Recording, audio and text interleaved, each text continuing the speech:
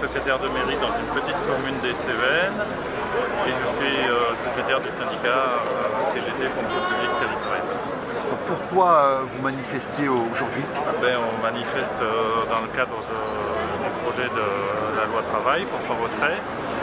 En tant que fonctionnaire, on va être impacté parce qu'en fait la règle c'est on déroge au statut, au code du travail et donc petit à petit ça va venir au niveau des fonctionnaires.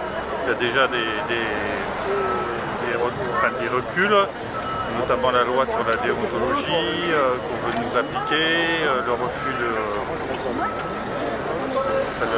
une obligation de réserve qui n'existait pas. On revient sur les 3 jours de carence en cas de maladie, etc. Donc nous, par solidarité aussi vis-à-vis des salariés du privé, on est dans la rue aujourd'hui. Alors spécialement pour nos communes de Lozère, vous êtes d'une petite commune, qu'est-ce que ça risque de changer? Actuellement, on assiste à plein de fusions de communes, de regroupements de communes. Et à terme, nous, on estime qu'il va y avoir des postes qui vont être supprimés. Les dotations des communes sont de plus en plus faibles. Donc la carotte, c'est de faire croire aux communes qu'en fusionnant, on va leur maintenir leur dotation.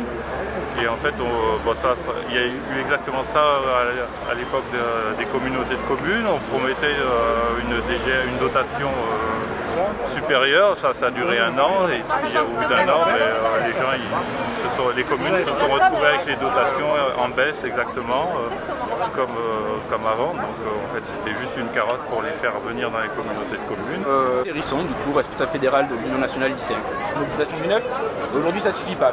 Non, il n'y avait pas que les 40 heures pour les apprentis qui étaient scandaleux. Il n'y avait pas que le plafonnement des indemnités au club qui était scandaleux. Donc voilà, aujourd'hui nous ce qu'on demande c'est un retrait total de la loi, on retravaille autour de cette loi pour une loi qui soit plus juste, une loi avec la notion de partage du temps de travail. Voilà, c'est important. Voilà, pour nous oui c'est important du coup cette notion de partage du temps de travail. Voilà, quand on connaît les 35 heures applicables à gauche, voire les 32 heures, aujourd'hui se retrouver vers une réforme qui va faciliter du coup le passage aux heures supplémentaires, qui va plutôt nous rapprocher vers des 39 heures, qui en plus de ça va faire primer les contrats d'entreprise sur la loi, qui en plus de ça les contrats d'entreprise, voilà, toutes les façons de les négocier vont changer. Voilà, aujourd'hui ça sera plus, les syndicats ne vont plus avoir le même poids sur ces contrats d'entreprise. Donc là aujourd'hui pour nous cette loi elle n'est pas applicable en terme si on veut relancer l'économie de l'emploi et si on veut relancer l'économie et le pouvoir d'achat des Français. Est-ce que cette loi ne va pas favoriser le travail des jeunes? Parce qu'aujourd'hui après les études, on est sur des stages, du chômage, etc. Donc oui, aujourd'hui justement le problème il est là, c'est que justement aujourd'hui quand on fait 1 million de jeunes qui sont en stage, c'est plusieurs millions de jeunes qui sont au chômage. Donc aujourd'hui, nous, on croyait dans une loi qui allait nous permettre de rentrer dans l'emploi. Et aujourd'hui, le problème, c'est que ça ne va pas être le cas. Si on fait une loi qui permet aux personnes qui sont déjà dans l'emploi de faire des heures supplémentaires, si aujourd'hui on fait une loi qui permet aux entreprises de licencier plus facilement pour des raisons économiques, aujourd'hui, on ne va pas créer d'emplois, on va en détruire. C'est clair et net. Les 35 heures avaient créé des emplois parce qu'elles avaient des plages de faire. Même si ça n'a pas été très bien appliqué dans le fond, ça a quand même créé de l'emploi. Et voilà, et aujourd'hui, ce qui crée de l'emploi, c'est le partage de l'emploi et c'est pas augmenter les heures.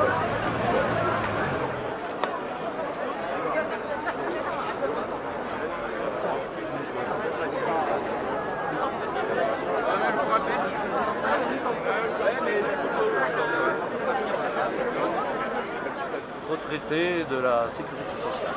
Donc pourquoi vous manifestez, vous êtes retraité? Tout simplement par solidarité pour ceux qui vont travailler, d'une part, et aussi pour les jeunes. On a tous les enfants ou autres qui sont concernés par cette nouvelle loi. Et vous demandez son retrait? On demande son retrait, total et complet. Et qu'après, peut-être, il se fasse de nouvelles négociations permettant de revoir un petit peu le code du travail, s'il doit être revu, mais en consultation réelle avec les partenaires sociaux. Là, c'était une loi issue du MEDEF, quasiment. Et c'est quand même pas le MEDEF qui va gouverner la France. C'est la gauche qui la propose. C'est la gauche qui la propose, mais bon, Madame El Khomri n'y est pas pour grand-chose. On sent que ça a été décommandé par le MEDEF. Ça se voit. Vu qu'il n'y a à la base que des avantages pour eux et aucun avantage pour les salariés. Est-ce que la précarité, elle n'est pas déjà là, au fond?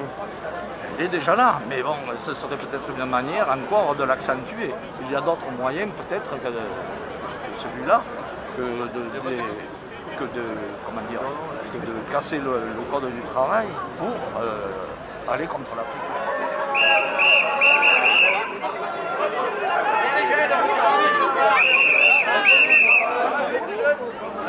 On va bien se mettre.